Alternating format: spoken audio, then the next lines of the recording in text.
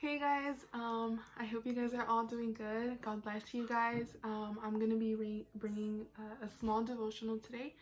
Eric asked me to, and I said yes, and I'm like kind of excited to be able to do this. I'm very privileged to be able to do this, and I hope that this message is of some encouragement to you guys. For all of you guys watching at home, I hope you guys are safe. I hope you guys are having making the best time that you can out of this quarantine, learning new things, or I know some of you guys are playing like video games all the time, but not forgetting, to say your word and make that time with the Lord.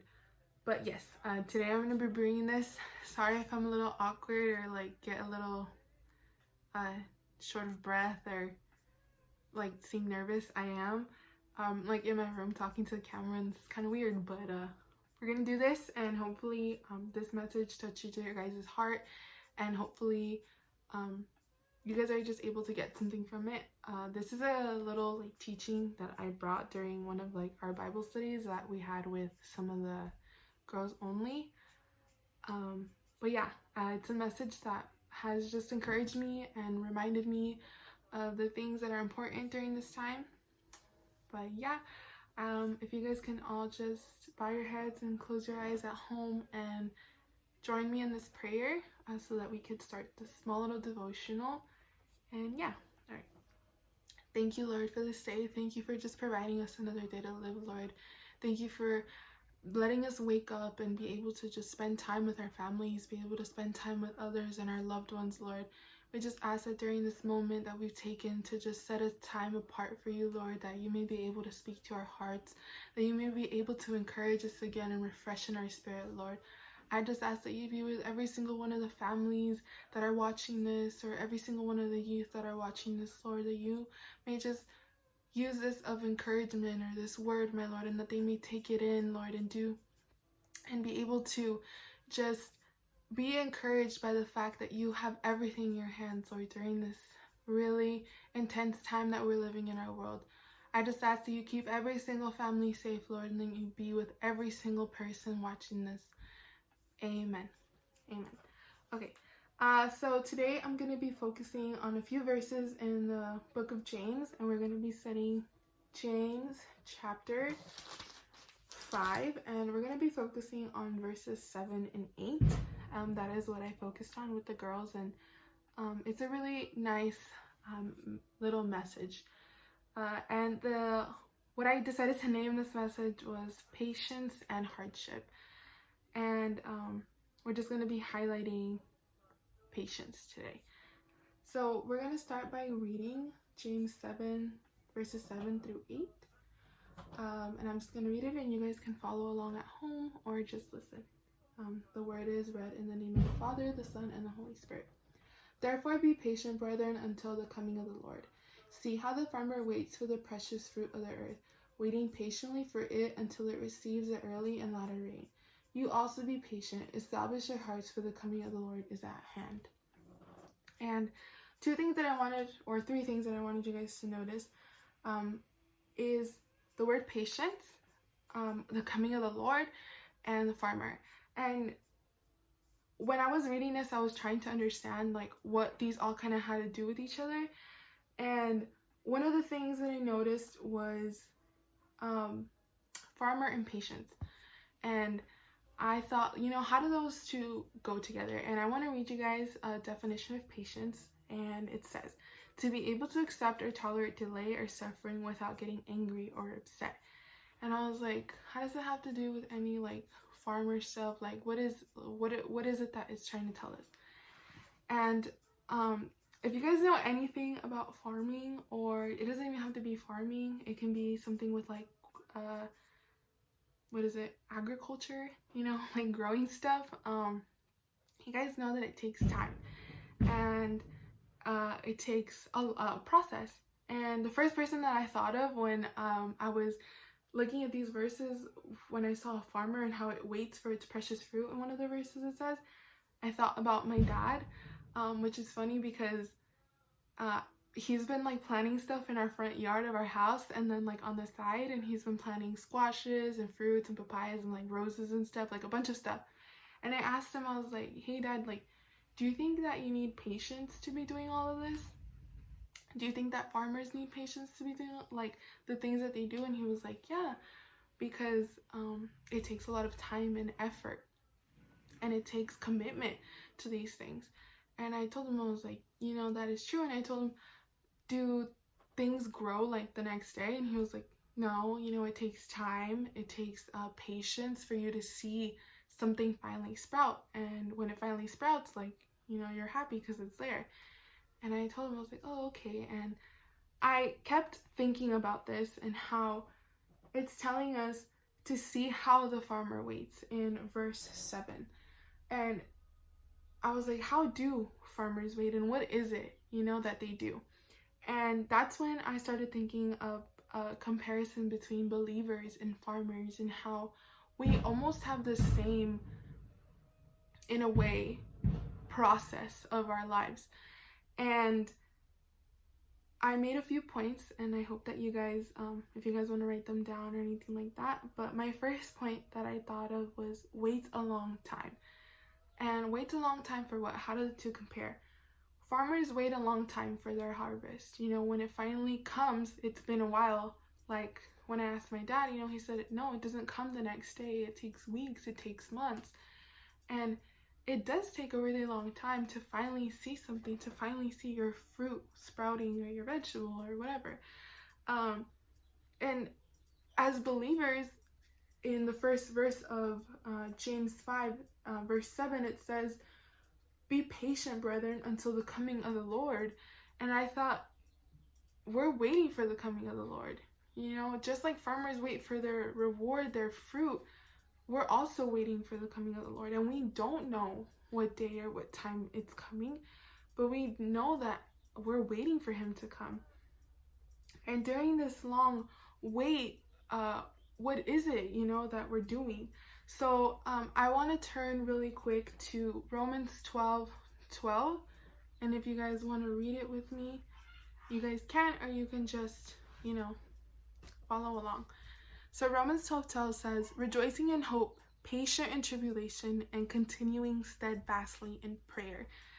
And when I was thinking of, wow, we're waiting a long time, just like farmers wait for their harvest, I was thinking, well, do farmers just wait and do nothing?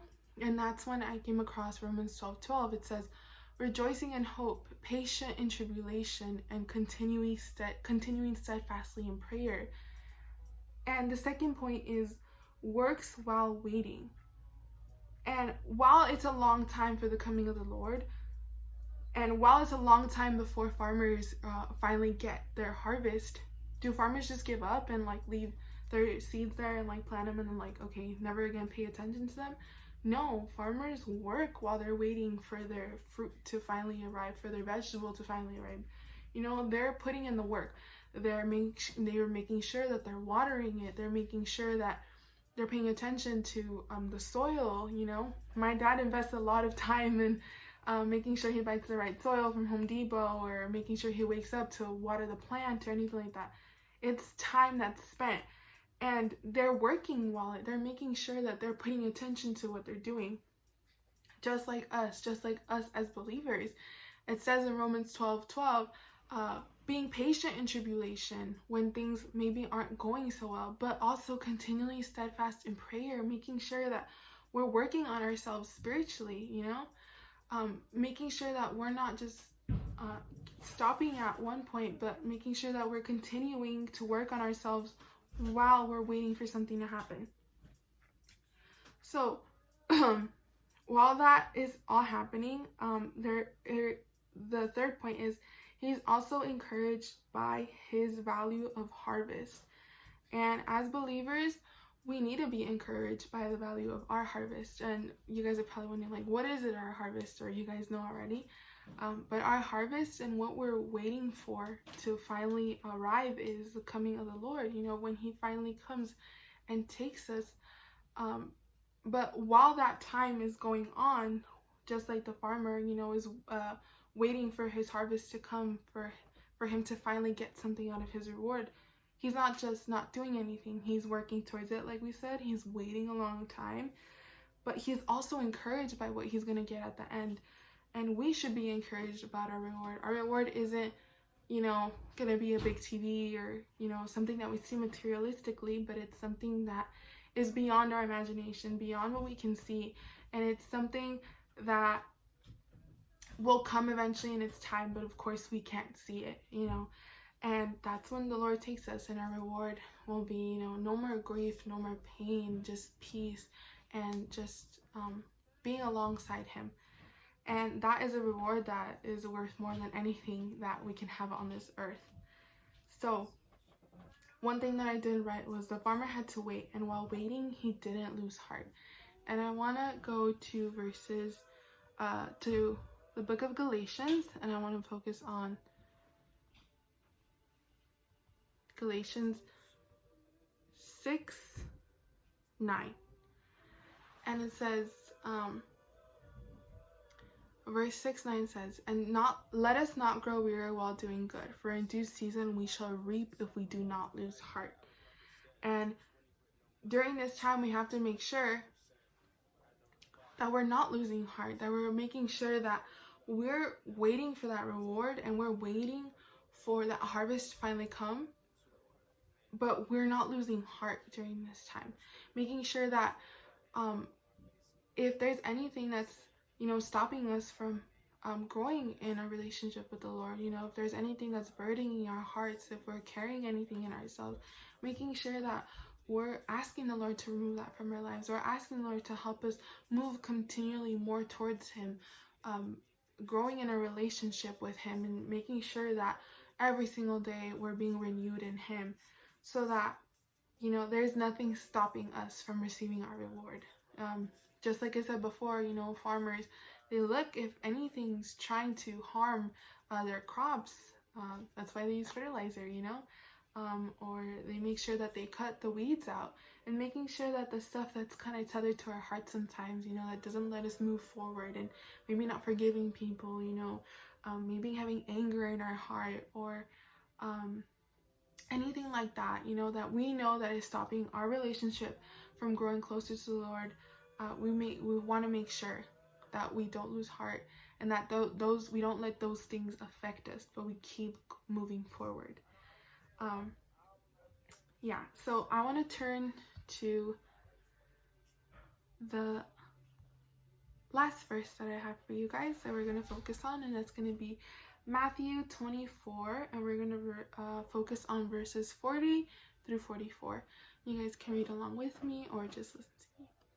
Then 2 men will be in the field. One will be taken and the other left. 2 women will be grinding at the mill. One will be taken and the other left. Watch therefore, for you do not know what hour your Lord is coming. But know this, that if the master of the house had known what hour the thief would come, he would have watched and not allowed his house to be broken into. Therefore, you also be ready, for the Son of Man is coming at an hour you do not expect. And one thing that I did notice is that I paid attention to actually was when exactly does our harvest come for farmers? When exactly did our harvest come? And although you can probably say like, oh, certain seasons, certain conditions, you'll finally see your fruit come. You don't know the exact hour. You don't know the exact second that fruit or that plant is going to sprout, and finally be able to be ready for picking. You don't know when the first one of the harvest is ready, but you have an idea. And for us, we don't know exactly the day of the Lord. We don't know exactly, the second he's going to come or the day he's going to come, but we know that he's going to come. And we have to be ready for that. We have to make sure that we don't lose heart through this time. And we have to make sure that, as we're waiting, like I said, I'm just going to repeat the points. As we're waiting in this long time, we're working while we're waiting, and we're encouraged by the reward of our harvest, and we're not just sitting back and then losing track of time, and then losing track of what it is we're working towards, and he comes, and we're not ready.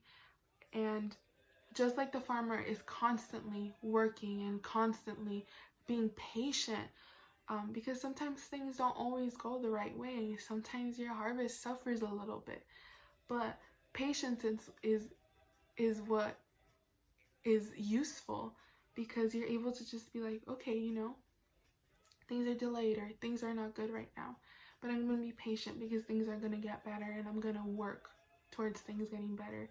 And that is the similarity between, farmers and believers, making sure that we're ready, making sure that we're ready to reap our harvest, to get our reward.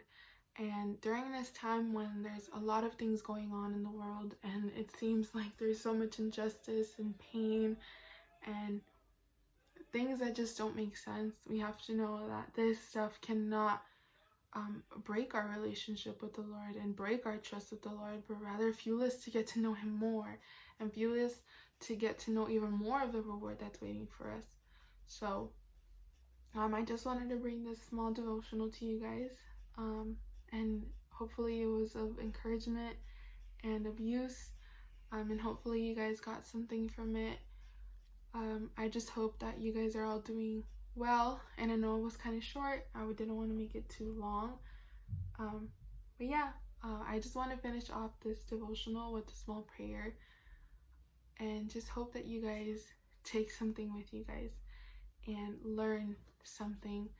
And I just want to encourage you guys to reach out to one another, like I said at the beginning, and just pray for one another. If you can't reach out or you forgot about somebody, just pray for the youth in general. Just pray for our world, and pray for our brothers and sisters in church, and make sure that we're thinking about one another. So I'm gonna pray to end, and I hope you guys all have a great rest of your week, and I'll see you guys soon, hopefully. So if you guys can bow your heads and close your eyes with me, that would be great. Thank you, Lord, for this devotional. Thank you for this time that I was able to just spread a message, Lord, about how important it is to be patient during our hardships, Lord. How important it is to be patient in waiting for you, because we don't know the day or the time that you're going to come, but we know that the reward that you're bringing in of taking us, Lord, is much greater than anything on this earth, Lord. I just ask that you be with our youth, with our pastor, Lord, and his family, and all the families in our church, Lord, and all the families around the world, all the people that are going through pain, Lord. Bring peace to their hearts, Lord, and comfort all the people that are suffering through this time, Lord. I just ask that you may be able to work in their lives towards just bringing that peace in their hearts, Lord. I just ask that you be with every single one of the families, Lord, and that you be with each and every single one of us when we wake up, Lord, and we just thank you. Amen.